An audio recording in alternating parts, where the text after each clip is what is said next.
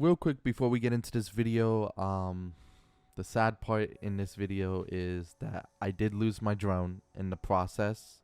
You're gonna see video and footage of that. My drone decided to auto land itself in the middle of the water, and you're gonna see me trying to get it back to the shore, but unfortunately it was unable to. Some of these pictures were taken with on my camera and my phone, and then some of the videos from the drone. But you're gonna see at the end of the video me losing my drone. Well, let's get into it.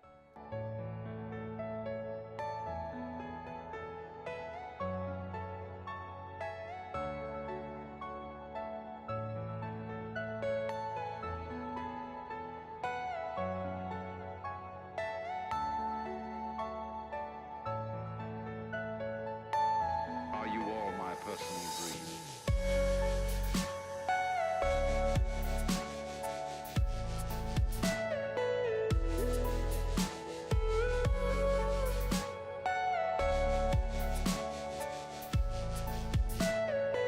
Everything you know is in your mind.